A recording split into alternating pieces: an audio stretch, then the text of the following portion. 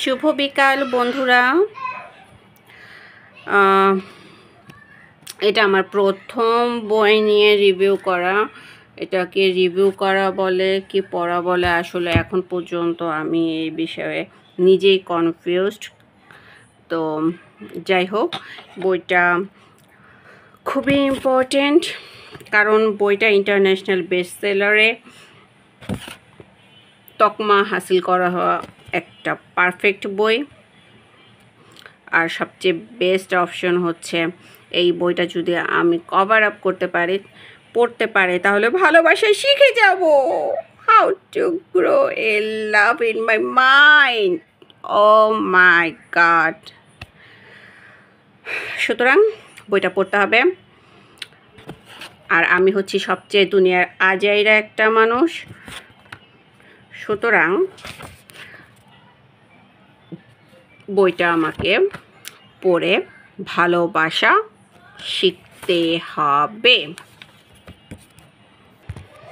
My little child encouraged me read the whole book.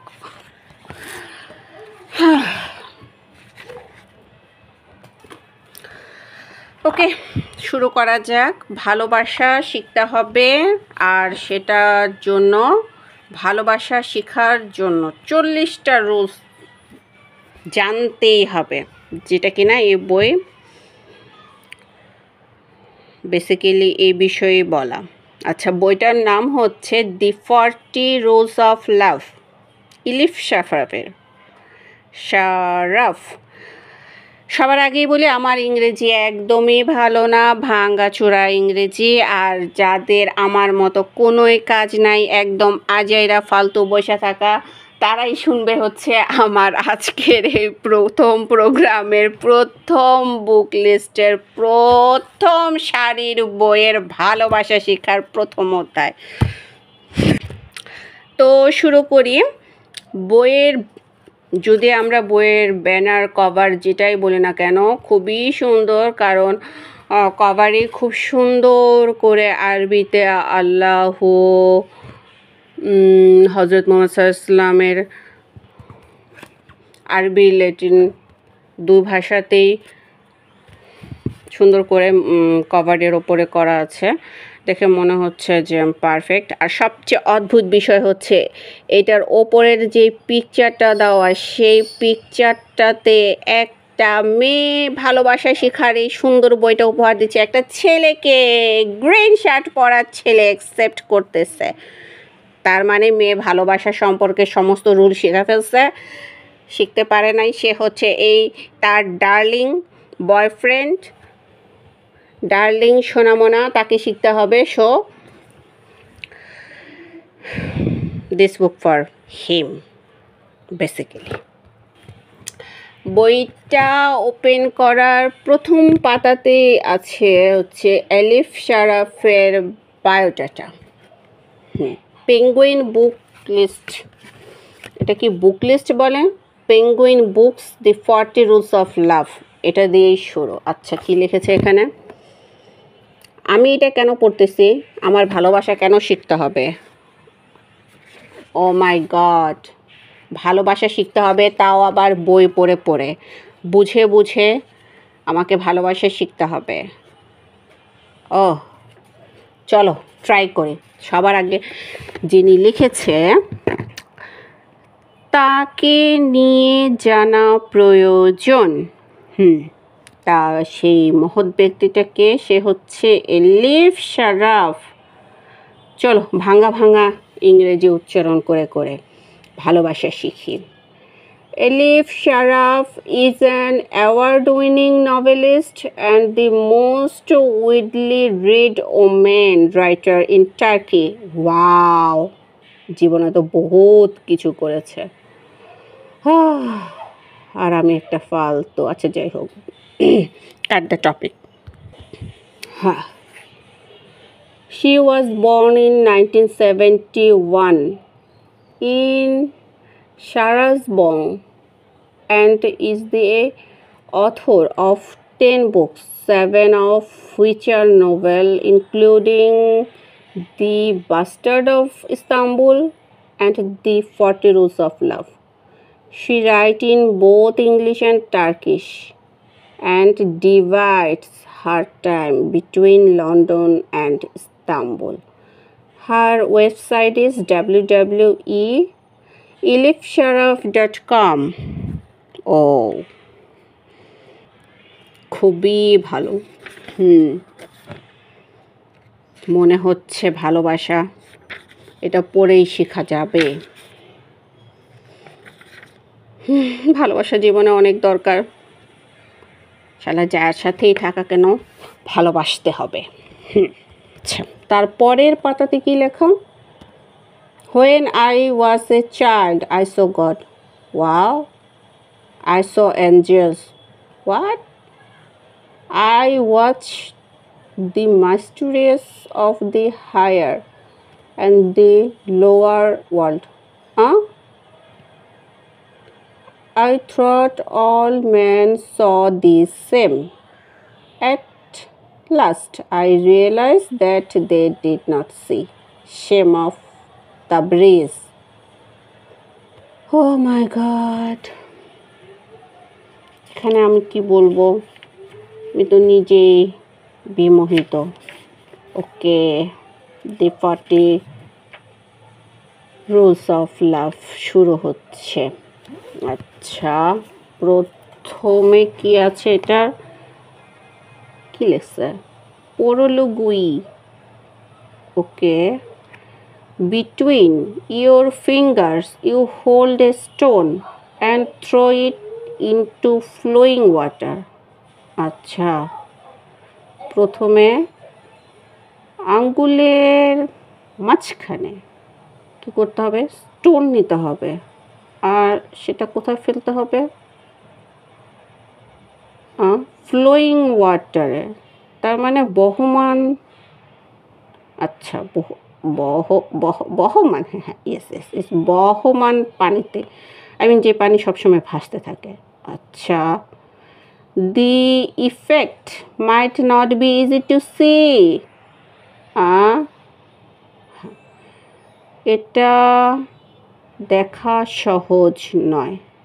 Okay, there will be a small ripple where the stone breaks the surface and then a splash muffled by the rush of surrounding river. That's all? What?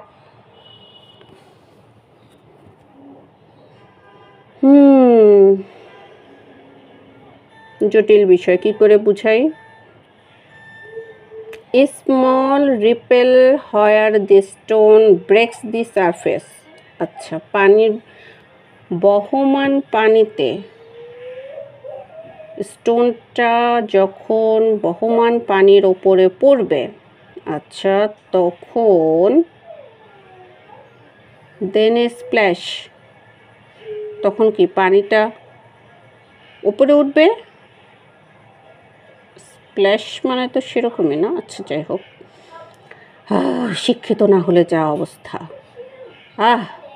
আচ্ছা, যাই হোক, শিক্ষা অর্জন করতেই হবে। মুফলেট by the রাশ, মুফলেট, আচ্ছা যাই হোক, by the rush of surrounding river, রিভারের আশেপাশে, সারাউন্ডিং রিভার, নদীর আশেপাশে। ইস, কেন শিক্ষিত হলাম না? এখন তো মনে হইতেছে পড়াশোনা important. Throw a stone into a lake. আচ্ছা, এবার নদীতে স্টোন ফেলতে হবে। The effect will be not only visible but also far more lasting. সেটা কি করে? The effect will not be only visible but also a far lasting. মাথার উপর দিয়ে গেল তো। প্র্যাকটিস করতে হবে। আচ্ছা, the stone will disrupt the still water. হ্যাঁ, কেউ আমাকে বুঝাও ডিসরুপ্টের মানে কি? The stone will disrupt the still river.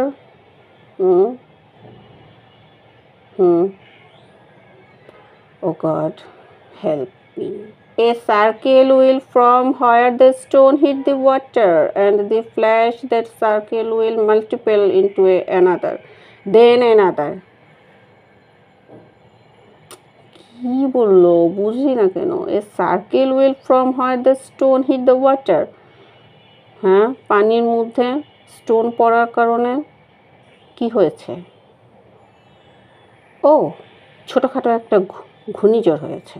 আচ্ছা, a flash that circle will multiple. হ্যাঁ, কয়টা পাথর মারছিলাম? একটা, দুইটা। এখানে ফ্ল্যাশ অফ মাল্টিপল অ্যানাদার কেন?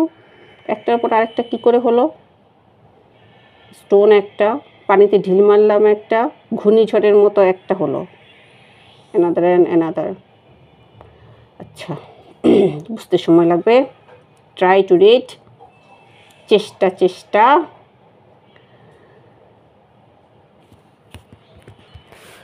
আমি এখন কঠিন বই আয়ত্ত করার চেষ্টা করতেছি। ভালোবাসা শিখতেই হবে, কিন্তু ভালোবাসা মনে হচ্ছে আমার মাথার উপর দিয়ে যাচ্ছে। সেটা তোমার মনে থাকার কথা না। ও আচ্ছা, তারপরের লাইন কি? শেষ করতে হবে। Only when the circle reached the shore. It's not store, it's shore. HHORE. Okay. Will they stop and die out? What? কি বললো এটা? Only when the circle. যখন সার্কেল হচ্ছে, কোথায় হচ্ছে? পানিতে হচ্ছে। Reach the shore. আচ্ছা, এটা কি শোর দিয়ে কি বোঝাইছে? ঘূর্ণিঝড় কি মাটির সাথে স্পর্শ করা বোঝাচ্ছে? উইল দে স্টপ, থেমে যাচ্ছে। অ্যান্ড ডাই আউট, মরতে বেঁচে গেল। কেউ আমাকে বুঝাও। তারপরে কি লিখছে? মনে তো হচ্ছে না আমি এক পাতাও পড়তে পারবো পুরাপুরি। শিখবো কোথা থেকে? মূর্খতা, অভিশাপ কাটাতে হবে। আচ্ছা, পরের line. If a stone hits a river, the river will treat it as yet another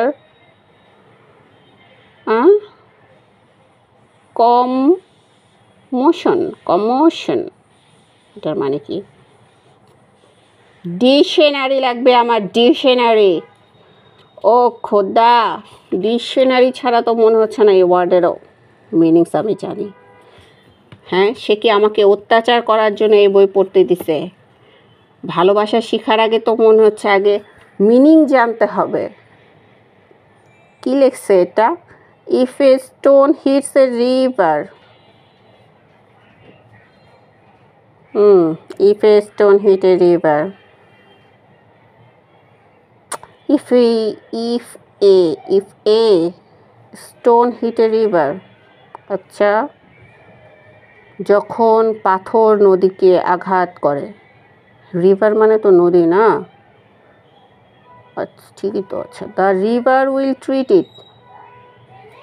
river কিভাবে প্রতিক্রিয়া ব্যক্ত করে? As it another commotion. এর বাংলা কি? কমোশন।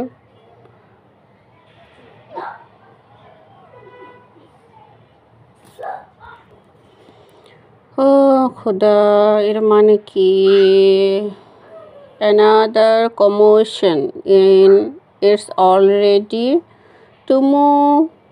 tumultuous course. না, এটা কোর্স না, এটা কার্স। ও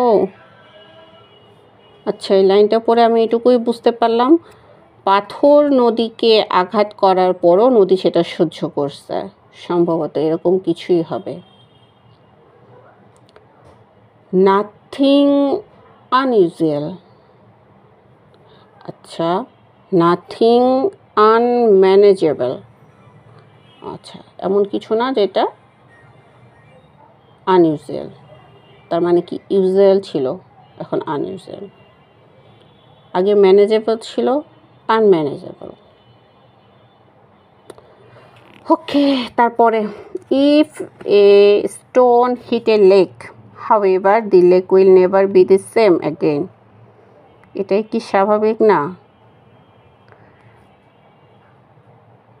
একবার রিভার আসতেছে, একবার লেক আসতেছে। আচ্ছা, দুটাই বাংলায় কি? নদী, পুকুর। If a stone hit a lake, however, the lake will never be the same again. কারণ নদী বহমান, শান্ত, ভদ্র, নম্র, আর পাথর হচ্ছে অসভ্য, যেখানে সেখানে যাত্রার মাথায় ঢিল মারে। ওকেও ঢিল মারছে। আচ্ছা ভাই, নিজেকে সংযত করতে হবে, এই কারণেই তো বইটা দিছে, সংযত হও।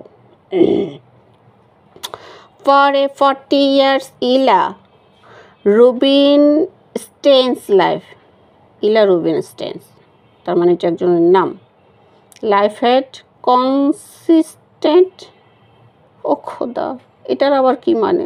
consisted of still waters, a predictable sequence of habit. Predictable দিয়ে তো বোঝায় যে কোনো কিছু ধারণা করা। সিকোয়েন্স অফ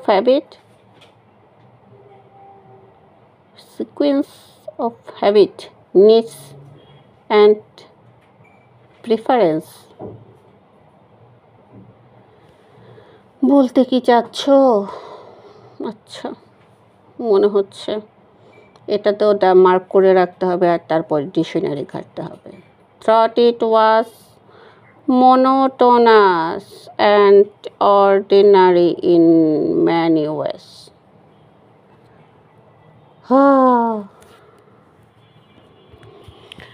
কি করি কি না করি আমি বুঝে না পাই। ওকে, she had not found it tiresome during the last 20 years. Every wish she had, every person she befriended, and every decision she made was filtered through her marriage. আচ্ছা, বিয়ের জন্য সাজানো গোছানো সব চিন্তা ভাবনা একই ডালিতে সাজানো। আচ্ছা, her husband David was a successful dentist who worked hard and made a lot of money. She had always known that they did not connect on any deep level. মানে কি? সে জানে তার হাজব্যান্ডের সাথে তার কোনো ডিপলি সংযোগ নেই। এই সংযোগ বলতে বোঝাচ্ছে মানসিক সংযোগ। কে but connecting emotionally need not to be a priority on a married couple list.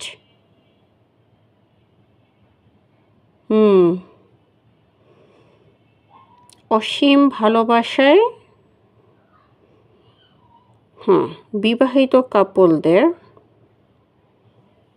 Priority কি দরকার নাই, নিড নট। আচ্ছা, যাই হোক, she thought especially for a man and woman who had been married for so long. আচ্ছা, বিবাহিত জীবন দীর্ঘস্থায়ী, কি এটা? বিবাহিত জীবন, ম্যারিড লাইফ, বিবাহিত জীবন দীর্ঘদিন চলার জন্য, দীর্ঘদিন বিবাহিত গাড়ি চালানোর জন্য কি specially for man and women, oh god. তারপর কি, there were more important thing than passion and love in a marriage, such as understanding, affection, compassion, and that most godlike act a person could perform forgiveness. তারপরে কি full stop আছে? ওকে, তার মানে এটা হচ্ছে পুরো একটা বাক্য। তা পুরো একটা বাক্যতে পড়ে কি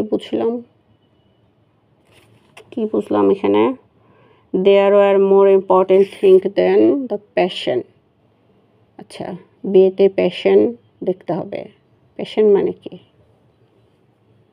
কাজ করার আগ্রহ। অ্যান্ড লাভ ইন ম্যারেজ, বিয়ের পর ভালোবাসা, ভালোবাসার আগে বিয়ে। সাচ এ আন্ডারস্ট্যান্ডিং, অনেক ভালো বোঝাপড়া। অ্যাফেকশন, কাছে পাওয়ার আশা, নিরাশা দুটাই। কম্প্যাশন,